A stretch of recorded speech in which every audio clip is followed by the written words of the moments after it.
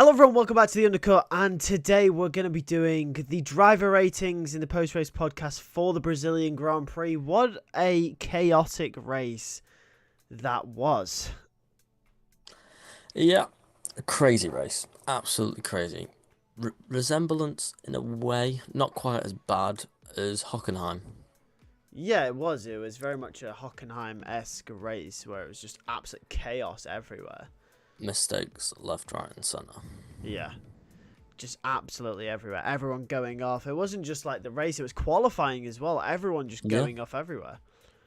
No, it was everywhere. Obviously, track resurfaced probably didn't help. Obviously, the bumps that there was on there didn't help. And then the rain most definitely did not help. No, the rain definitely didn't help, and the thing was, as chaotic as it was, I don't actually think that was a very good race. I think it was quite dull, personally. I agree with you.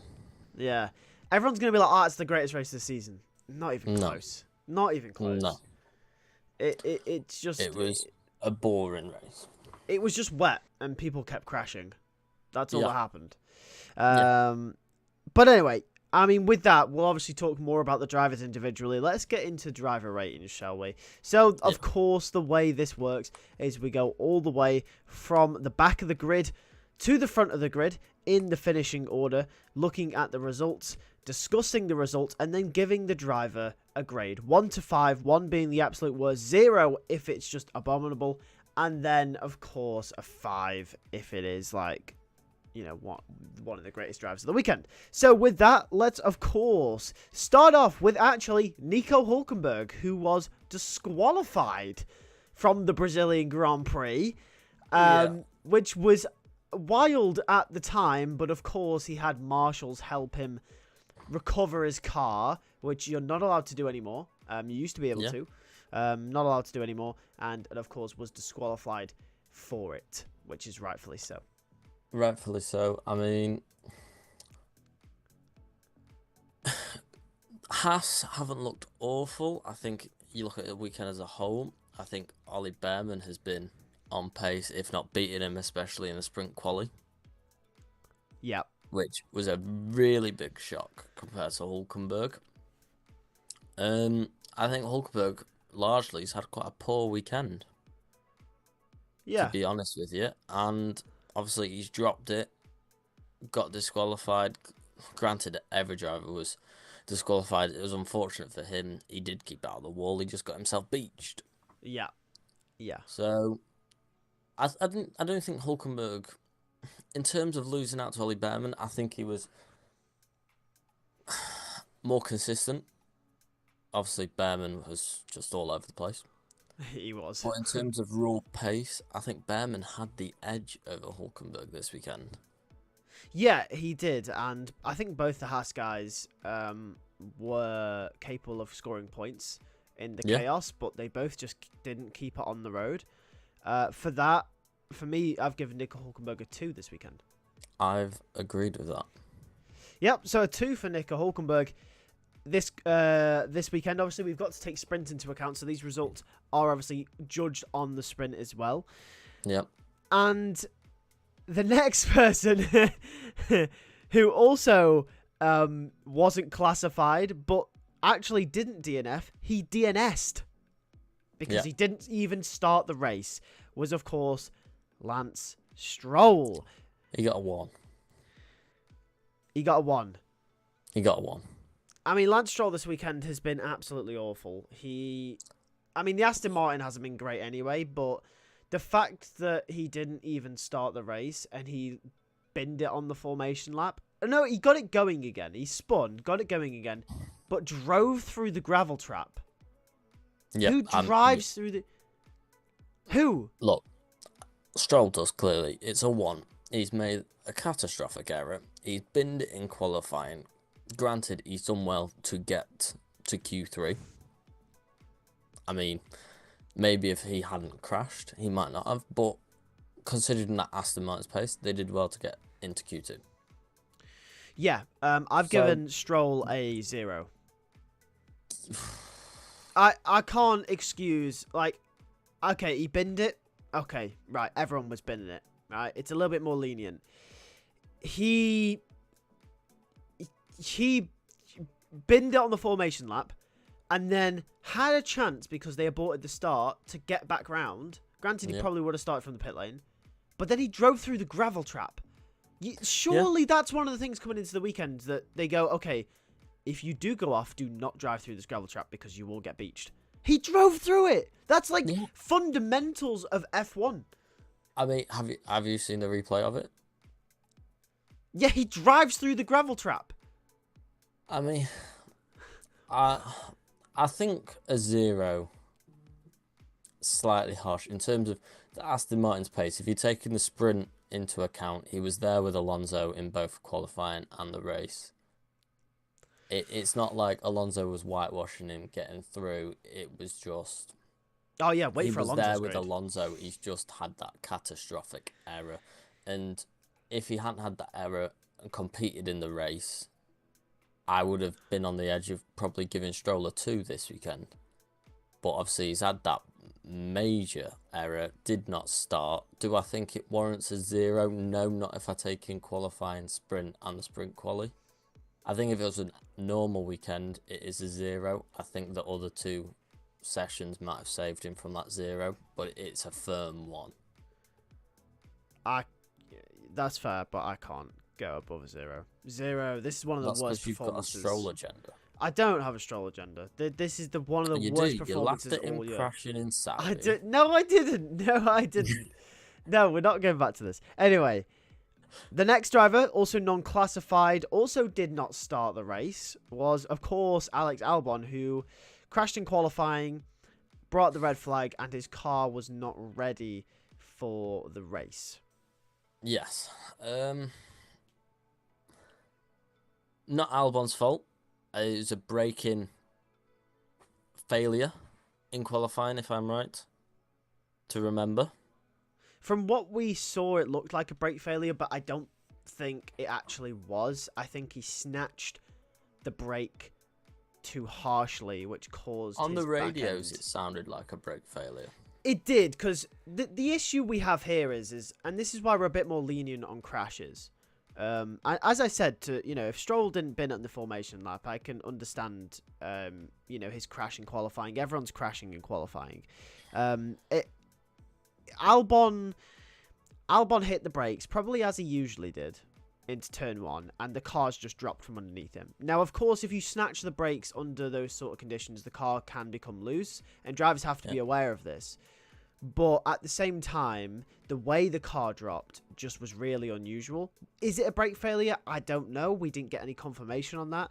For me, if it was a brake failure, the way Albon was driving and going well this weekend, phenomenally well, it was a 4 if it was a brake failure, because he can't help that. No, he can't. If it's not a brake failure, it's at a point where it's a 3, if not a 2, because he's ruined his race. Obviously, he knew Colapinto was out, crashed. The team had to fix that car as well. Is he gone in, pushed too hard? So, really, his score depends on whether it was a brake failure or not. And I'm giving him the benefit of the doubt that it was a brake failure. And I've given him a 4. I have not. I've given Alex Albon a 2 this weekend. I don't think it was a brake failure. It's a 2. I don't think it is, because I think if it was, we would have had confirmation, and nothing came out saying Alex had a brake failure. I think he genuinely has. I don't think he's done it intentionally. Usually, a crash like that puts you out of the race is a 1. But since everyone's crashing, obviously we're a bit more lenient because the conditions were so god awful.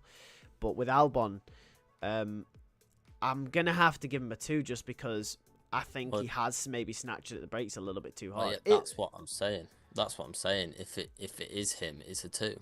Yeah, I think I'm fortunate, and I love Alex Albon as much as the next man. Everyone knows this. I'm a big Albon fan. But I'm going to have to go with my gut, and I think he has just... I don't think that was brake failure. I'm going to leave it as a 4 because we will get confirmation on what happened in the next week. Yeah, we haven't had confirmation as of this recording. We haven't but... had full confirmation, but that score could change. It's either a 2 or a 4. Yeah, and I'll leave mine up for review as well. But either way, well, let's move on. So, of course, finally getting into people that actually competed in the race, of course, is the other Williams of Franco Colapinto. Yeah. So he was running okay, but he was running okay. He was having a decent race, kept it clean. Obviously, Behrman hit him in the race. He wasn't doing too bad. Obviously, rookie, first time driving a Formula 1 car in torrential rain, not just rain. Yeah. Bad rain. So you've got to take that into account this weekend. But in saying that, he has dropped it under safety car. Yeah. Which, for a driver in the Williams, obviously they've rebuilt the car that he's dropped it in quali as well, which people were getting caught out there left, right and centre. It's a difficult corner. They've got caught out there for many years in qualifying.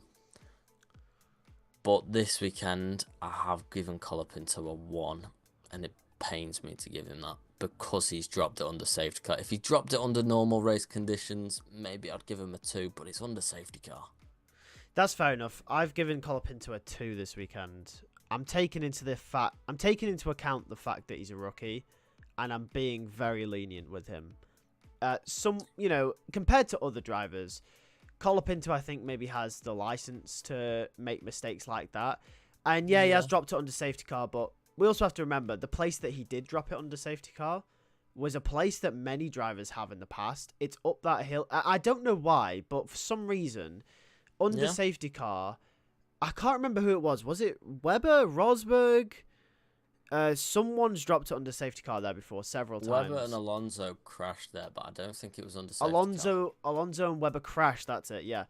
I don't think that was under safety car, then. I think Max dropped it there under safety car, recovered it, in 2016. That wasn't under safety car. He dropped it there, but he caught it. Oh, okay. Yeah, he did catch it. Yeah, I know that. He did catch it. Was that not under safety car? No one's dropped it there under safety car. Well, I must be imagining things then. But either way, I'm sticking with a 2 for my initial reason. Massa caused the safety car there, again. Because he blocked the pit lane. Was that 2017? Yeah. 2018? Something like One of them. But I'm sticking with my 2 just because he's a rookie and it's been a difficult weekend for him. I think he's done what he can. I'm being harsh. I'm being harsh because I've got high expectations for Colapinto, and dropping it under safety car does not fulfill them expectations that I have for him. That's fair. Moving on, obviously, of course, still non-classified, did not finish the race, is Carlos Sainz for Ferrari. Yeah, he has just been completely outdone by Leclerc this weekend. Yeah, it's an absolute It's the complete opposite of what he did in Mexico.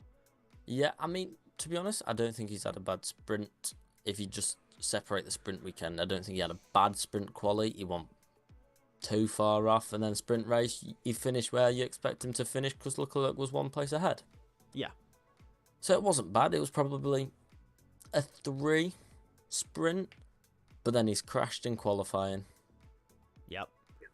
And he's crashed in the race. And someone of his stature, someone who is experienced as Carlos Sainz is, and when Ferrari are in a potential title fight with McLaren, he can't be doing that. And when so many other drivers are crashing or are out, i.e. Lewis Hamilton wasn't really in the running, Perez wasn't there, Oscar Piastri was running down the order at one point. Obviously, Max started in 17th. Sainz has to be capitalising on this and potentially even picking up a podium or being at least close to Leclerc in sort of that gaggle. He should be, but he's dropped it twice, and it's a 1. Yeah, I agree. It's a 1. The expectation, as you mentioned, is too high for Carlos Sainz to be doing that, especially in that Ferrari. 100% is. Yeah, it's a 1 for Carlos Sainz from both of us. There we go. Moving on to the classified then. 15th was Zhou Guanyu, who ended up finishing 1.6 seconds behind Fernando Alonso in the end. Yeah, now look, obviously we know Fernando had his back issue. Yes. Obviously the track was awful. Obviously everyone had the same issue as Fernando did. Maybe it just got exaggerated a bit in the Aston Martin in terms of how it ricocheted off his back. We know Alonso's old. Yeah. so that's not going to help with that scenario. So, yeah. But speaking on Joe,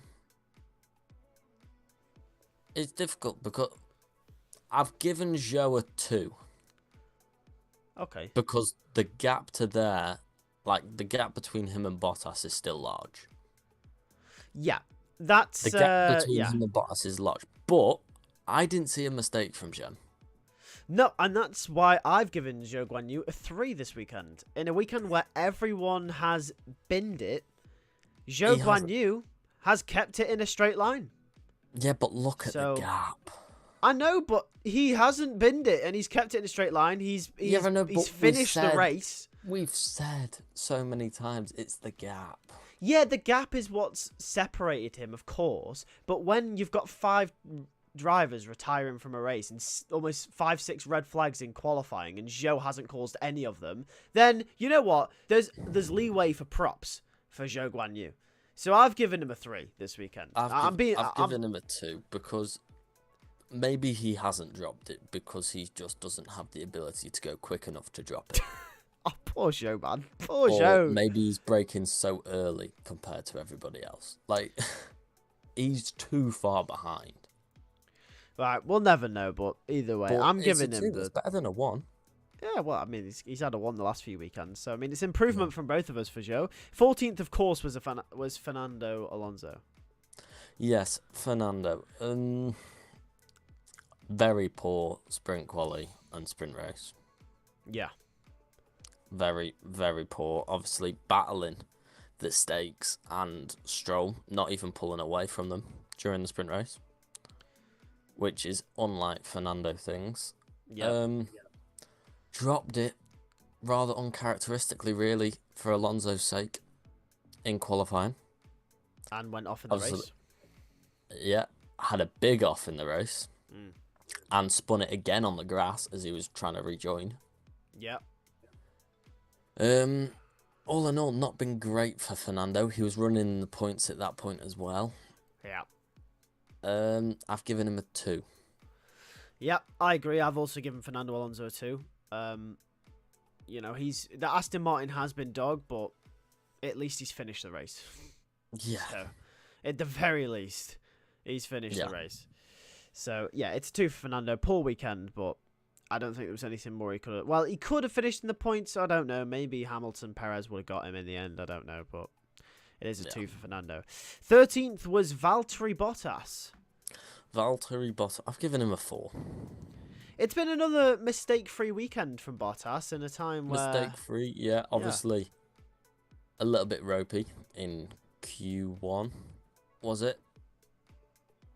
It looked abysmal. He had no time set with 3 minutes to go. Oh, yeah, that was mad. So, yeah, but he stuck it out. Almost made Q3. Almost so close. He qualified 11th. Yeah, had a great race. Ultimately, he was down where you expected him to be. He was probably a 3 level during both the sprint quali and the sprint race. So I don't think it's quite a 5 weekend for Bottas. But it is definitely a 4 weekend for Bottas with what he did in that qualifying, and he did well during the race, competitive as well. Yeah, I've also given Valtteri Bottas a 4 for the same reasons as you. I think he's obviously not outperforming that stake, but the capabilities of that car, Bottas is coming close to the limits of where you think that car can be and where it should go, and to not make mistakes, and sort of similar to Zhou really, but just kind of up the road by like almost 20 seconds in the end. But better. But better, yeah. So it's a 4 for Bottas again. 12th was Ollie Behrman. Yeah. I'm disappointed in Behrman this weekend, actually. I am gone from so surprised, so happy, so proud, so amazed by Behrman to massively disappointed. Yeah. Like, I don't know what he's done. I just don't know. In the sprint quali, the thing is, I was saying this on the stream as well. Behrman should have, on his final run in SQ3, should have backed off and gone again. Yes. They and said he it in the didn't. commentary as well. And they were saying it in the commentary. Karun was saying, Hmm. and he made that mistake. That's fair enough. He's a rookie. Maybe he thought, I'm just going to go for it. And then, obviously, Haas... And then in obviously qualifying happened, and we had the whole... the whole qualifying saga happened. That's fair enough. Everyone got caught out at some point. People were crashing. Whatever, right? Then come the race. Behrman, he has finished the race. Props to him. But he has... I the don't understand opportunity to how. score a point. He has the opportunity to score points, but he's making mistakes left, right, and centre. All he's got to do is keep it on the road. It's hard to overtake. He's got the pace. He had the pace. He had the pace. Yeah, all The he's fact got that to he do is kept keep it on coming the road. back. He kept coming back Yeah. after these mistakes as well. Yeah, all he's got to do is keep it on the road. Yeah, I mean, obviously, you look at it like a Colapinto, he's a rookie. Yeah. He is a rookie in a Formula One car. Obviously, just thrown in short notice this weekend. Yeah, it's difficult with Ben because he's such good pace, but them mistakes he made far too many. Like 1 or 2 we get, but I could probably count 5 or 6. He was lucky not to be in the wall.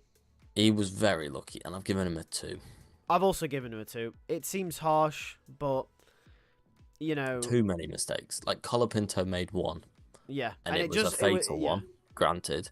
But Behrman, even if he'd made like half the amount of mistakes that he did, he was picking up points. That's the yeah. He had the pace to be up there with probably ahead of Yuki maybe in 7th. Yeah, he had the pace. He definitely did, which was disappointing. Speaking of really disappointing, 11th is Sergio Perez. I mean, how are you going to have 5 cars retire and still not score points? Come on. I'm just gonna put it straight out there straight away. It's a 1, Perez.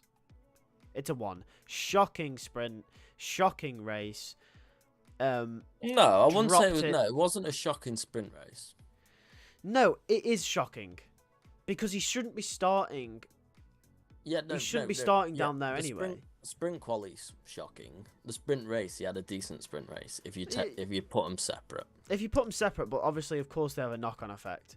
No, it's not good enough from Perez. It's a 1. I can't stress enough. If Max Verstappen's doing that, like, what are you doing? And I love Perez. I just wish him the best. I wish he would come good, or he goes to another team and does really well. But to be doing that this weekend is just, when your career's also on the line, and I'm sure we'll talk about that with Liam Lawson coming up and Yuki.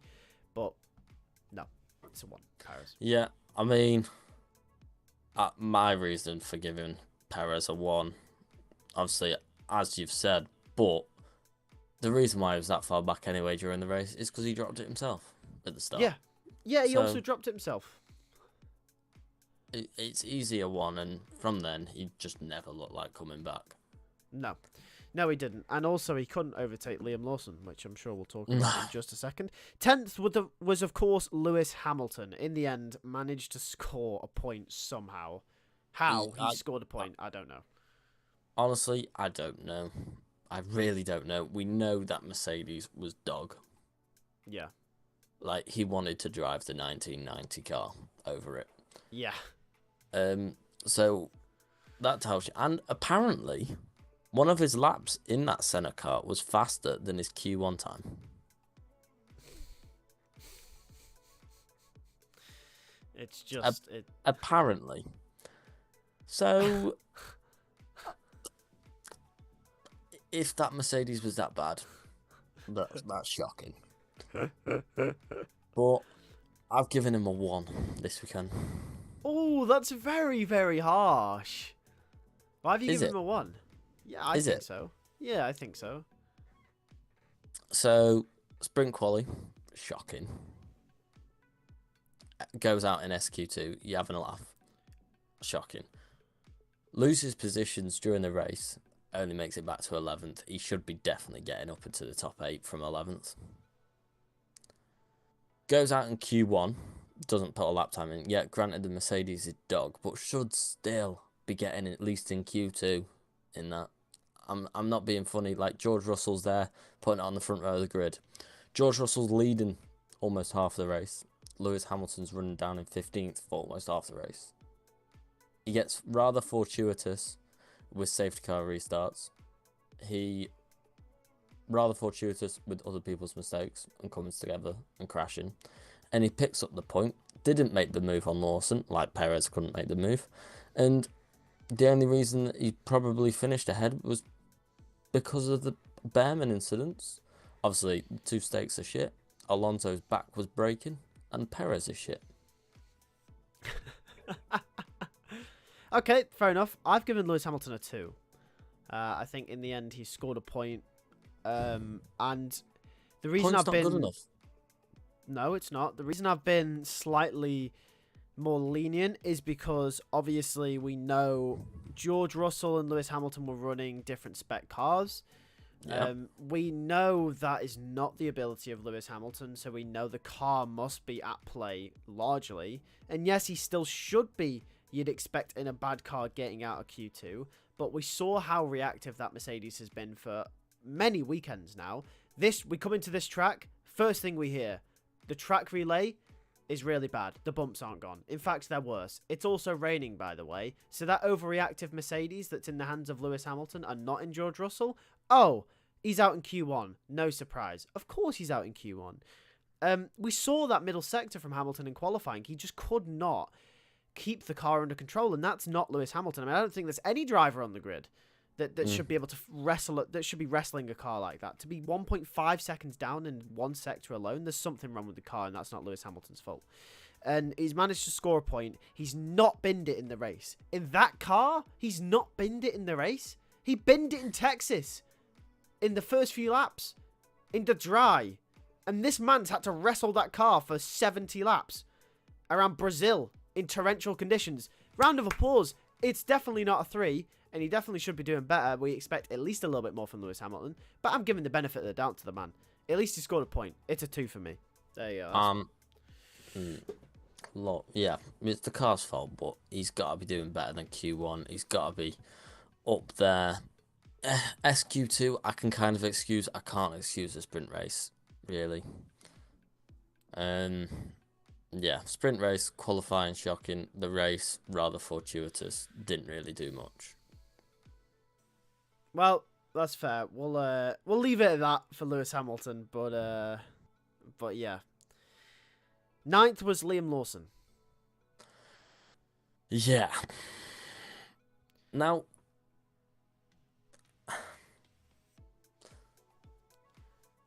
I've given Liam Lawson this weekend a 4. Okay. Now, obviously, behind Yuki, not far behind Yuki. Very good qualifying. Was it 5th, if I'm right? Obviously, decent in the sprint. Obviously, performed how we thought in the sprint. But kept it clean during the race. Very good defending. Got hit by Oscar. That wasn't Lawson's fault. No. Him and Perez didn't come together. So there's always a bonus. Yep. And kept Lewis Hamilton behind him under severe pressure for 10 laps or so. Easy. In these conditions, as a rookie, well, you can't call him a rookie really, but only been in the car for 3 races now. Yeah. So, I think it's a stellar weekend from Liam Lawson, to be honest. Yep, I've also given Liam Lawson a 4. I think he's had a great weekend, all things considered. He's just been outperformed by Yuki, which is the only thing that I can really grade him down on. But yeah. Yeah, pretty much. Yeah, so 4 for Liam Lawson all around. In 8th place was Oscar Piastri, who obviously put it on pole for the sprint. Led very comprehensively, very convincingly in the sprint. Could have definitely won that race until obviously McLaren told them to swap positions. Didn't qualify very well, made a mistake obviously on his final lap, and then ended up just not really being able to make inroads from there. Let Max through way too easily, and then also took Liam Lawson out. Well, didn't take him out, but crashed into him. Still picked up points, kept it on the road, and finished in 8th. Yeah, you literally summarised everything there, to be honest with you. It's And I've given him a 2. okay. Pretty much everything you summoned, but he did nothing in the race. Nothing to help McLaren, nothing to help Lando in the main race. Took out Lawson, got himself a 10-second time penalty, which lost him a position, might I add. And to be honest, after the sprint race, obviously the sprint and the sprint race, he was phenomenal. Sprint quali, great.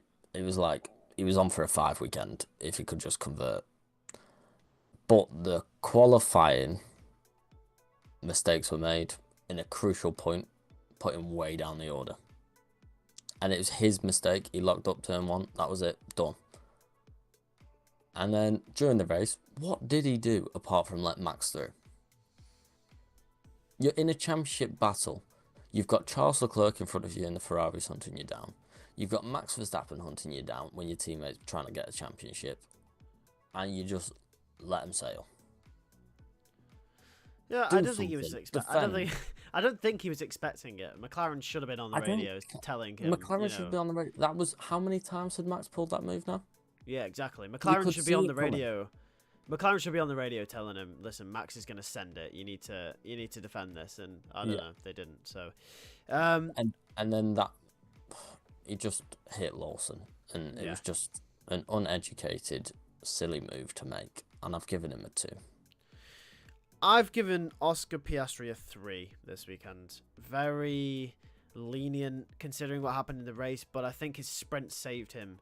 Pole in the sprint, definitely should have won. Had the pace, made the mistake in qualifying, which set him up for a poor race. Obviously came together with Lawson, as we said, but still scored points, still finished the race when many others didn't. So he's almost, if this was a normal weekend and this is where he's finishing, it is definitely a 2, even bordering on a 1. But I think other factors have saved Oscar's score this weekend for me. I think hitting another driver like that is not excusable. No, it's not. But wet conditions, It's still no one else did that. Behrman did it to Colapinto. Well, yeah, but many drivers went off. Piastri full on T-boned him. Piastri full on T-boned him. Behrman love tapped him. But Piastri, it's not obviously intentional. It wasn't. No, it's not intentional, but it's the wet. You know what's coming. It's turn 1. It's sharp. He sent it from a miles away. Either way, it's a 3 from me. You could see it coming as soon as he went to the inside. You could see it coming. 7th was Yuki Tsunoda. 4. It's a 5 from me this weekend for Yuki. He had such good pace, and then something went, and he just dropped down the order after the safety car, and I don't know why. I think personally, it was more the tyres, the car, but at the end of the day, he's qualified really well. Yeah. And he's finished 7th, and he's kept it on the road. And usually, Yuki's one of the ones making the mistake, as we've seen in previous years. But no. Yeah. So, and I've got to give him 1 up from his teammate. So I've given Yuki a 5. I don't have to give him 1 up from his teammate. I've given him a 4. From the position that he started in, the position that he was running in, I think 7th isn't great. Well, obviously he's not been niced by red flags and safety cars. The pace clearly wasn't there, towards the end. I think he's done well. Yeah, no, he's done well. He's done well. I mean, it's not like I've given him a 2, is it? There. Fucking hell. 6th is Lando Norris. I'm just going to throw this out there. It's a 4 for Lando Norris this weekend. I'll explain why. I'll explain why it's a 4. So obviously, front row in the sprint. Obviously won the sprint. obviously with the help of Oscar moving out his way, but still, qualified on pole, did lose out to George Russell at the start of the race, but then did re-overtake him. He did. He did overtake him. He overtook him before the safety car. Re-overtook him in those torrential conditions. He did overtake him. Down to turn 4. No, he didn't. He did. He re-overtook him down into turn 4 No. just before the safety car. He did. He did. He re-overtook him down into turn 4. What do you mean re-overtook him? Lando Norris overtook George after coming out the pits. The next lap. After the pits. Yeah, he re-overtook George Russell. Got that position back and looked like he could be on for a win. And then obviously the safety car come out and he still could have been on for a win. But then, of course, Franco Colapinto calls the red flag, which obviously meant that he dropped down the order, and that gave the cars ahead free tyre change. Lando had the lead snatched away from him from powers that weren't in his own hands. And of course, the mistake at turn 1 doesn't make him look good. He lost 2 positions from that mistake, but he only lost 2. And by the pace of everyone and the way things were playing out, I don't think he could have overtaken anyone from 4th. Or what was it, 4th or 5th he had after the red flag. After, the other cars came through. I've given a 4. It's not obviously not a 5, but I think his weekend looks a lot worse judging just basically off the result. When you take everything into context, I think it is a 4, personally, for me. He's not done much wrong. No, he hasn't done an awful lot wrong, obviously. Couldn't make the move on Piastri during the sprint race. He had to be given that one. It's not great. Obviously, overtaken by George, couldn't make the move on George for several laps in a Mercedes that was far inferior, as we saw during the sprint. So it took him a while. Only really got past because bigger rain arrived. Bigger rain. So still got past though. And then still got past him. And then made an error going into turn 1. Very exuberant with his braking. Losing out a couple of positions. And I'm going with the thing that you said, that you're in a championship fight. You're in a title fight. Your team's in a title fight. You make a mistake. Probably still not happy with what the red flag coming out. Obviously, Max getting a free pit stop. Safety car restart. Obviously, you've gone in. You've made the mistake. It's not great. It's crucial points lost. He was 4th. Went down to 6th. It's still a chunk of points that. It's gone from 12 points to 8 points. 4 points. It's crucial. Every point counts. Especially when you're in a championship fight. And when he's in a championship fight, you can't be doing that. Max Verstappen knows that. Lewis Hamilton knows that. Alonso knows that. You can't be doing that. And when you make a mistake like that, it's crucial. And as you said, in Mexico, Oscar Piastri, phenomenal recovery drive, but it's not as good as George Russell's because the team are in a championship fight. You can't make that mistake because the circumstances that surround it are much greater. So it's a much greater error by Lando, and it's a 3. I agree with that, but I think you're missing some context points. I think if Lando finishes 4th, the championship's over anyway. Doesn't matter if he makes that mistake. Yeah, He's only lost 4 points. Potentially it is over. No, it is. But, it is over. There's no doubt about it. Yeah, but then you look at it. His individual one's over. He's lost out to Charles. Yeah. The Ferrari McLaren one's not over.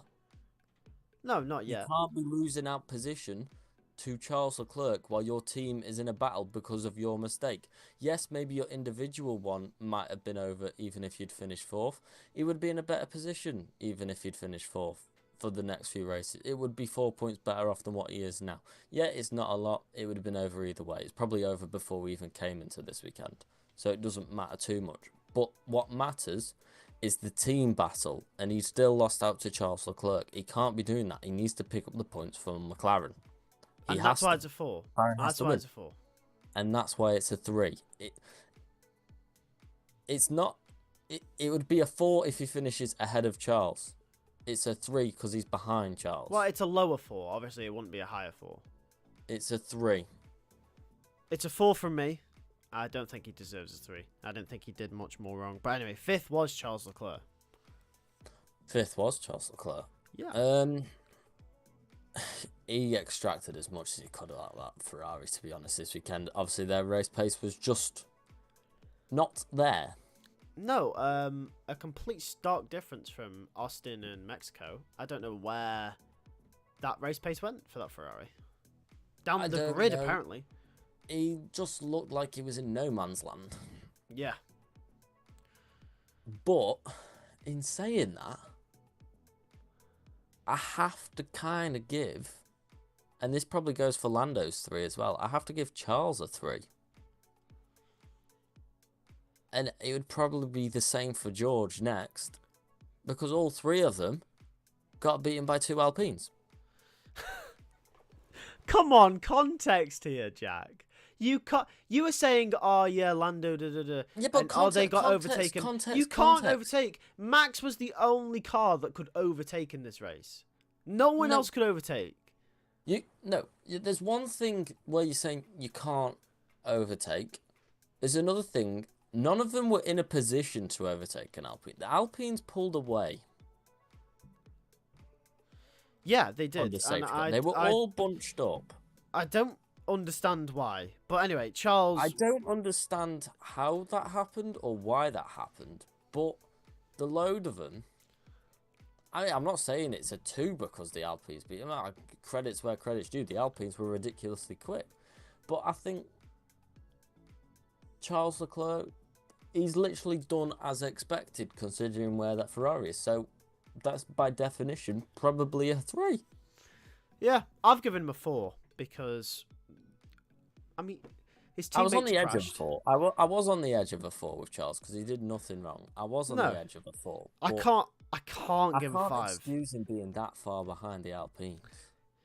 I mean, yeah, but at the end of the day, I think, when everyone's making a mistake and you don't, that deserves some more props. I mean, if he gets beaten by the Alpines legitimately on a race that's not wet, and it's that crazy. Yeah, but the thing is, you say legitimately on a race that's not. Of course, it's legitimately. I know it's legit. Of course, I know it. I know, but what I'm saying is that there's been so many exceptional circumstances that you've got to just take everything into account. Like on a normal weekend, of course, it'd be on the lower end of a 3 if any of them were getting beaten by the Alpines. But obviously, with the rain and with that really throwing up, tricky conditions and weather running, anyway, it's 4 from me. Regardless of the weather, though. Regardless of the weather, Charles Leclerc, George Russell, Lando Norris, Oscar Piastri, Lewis Hamilton, Checo Perez, none of them should be that far behind. I mean, George Russell wasn't that far behind, but you're still behind them both. But none of them should be behind the Alpines.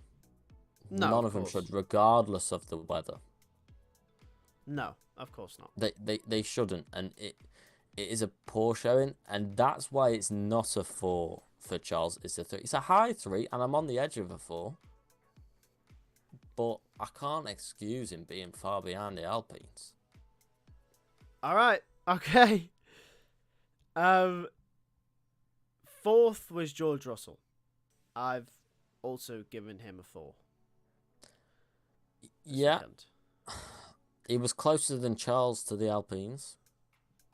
So he's closer to a 4. I'm giving George a 4 because he put it on the front row.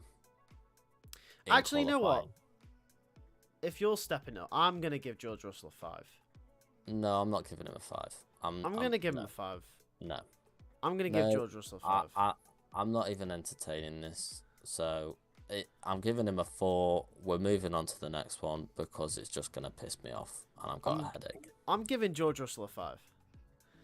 Okay. Pierre Gasly, of course, started 14th. Finishes 3rd. He's got a 5. I mean, fuck the sprint race. Whatever happened there, I don't care. He's finished third in an Alpine. Pierre Gasly's got a 5. We're moving on to Esteban Ocon. He's got a 5. There's no explanation needed for either of that because Why? that's phenomenal. How? That's phenomenal. It's I phenomenal. don't even know. But my God. No, we were actually saying as well before, in the preview to the Brazilian Grand Prix, we were saying, what's funny about this season is Formula A are that far ahead that no one from Formula B has been on the podium this year. And at least maybe 2, 3, even 4, 5 times it happens in a season. Yeah. The weekend we said that, both Alpines are on the podium. Madness. Yeah. Absolute madness. Yeah, it's a 5 for both of them. No more explanation needed. Yeah, no more. And Ocon looked like he could win at one point as well. he was pulling away from Max. I guess. I guess so. Of course, first place was Max Verstappen, who in the end came from 17th to win. Yeah, that's one of the best drives we've seen in this sport's history. One of the best, yeah. That's up there with Lewis Hamilton, Hockenheim 2018, Hamilton 21. It's up with some of the class Schumacher drives, some of the class Alonso Senna drives. Obviously, it's up there with them. It's up there. It's up there with 2011 Jenson Button. It's up there. It's up there with all of them. That was why Max Verstappen is the best, and just you can't take it away from him. That is ridiculous. And what a way to cement pretty much this championship. Yeah, it's a 5. Yeah. No more really. More to add. Yeah, and I don't think you want to add any more. No. Well, quickly then. Who's your flop of the weekend, Mr. Jack? My flop of the weekend is Lance Stroll. Yeah, I think automatically it has to be Lance Stroll, doesn't it?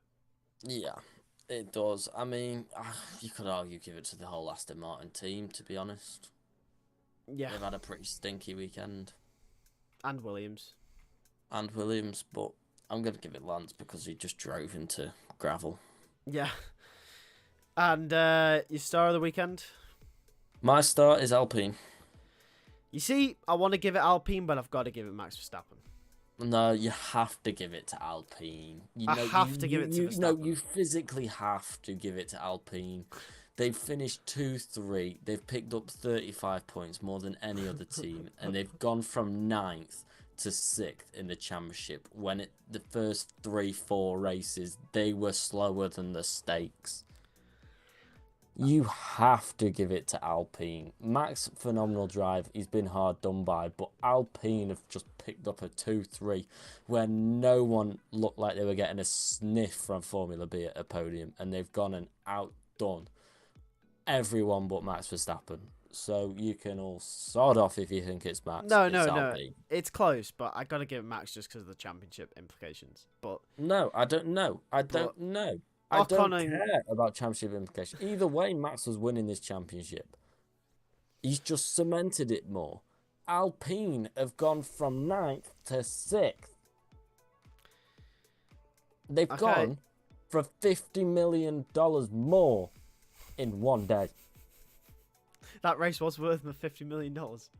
And they've done it. Yeah, no, that's fair. I can accept that. I just, my star is to Max, just because I have to give it to Max.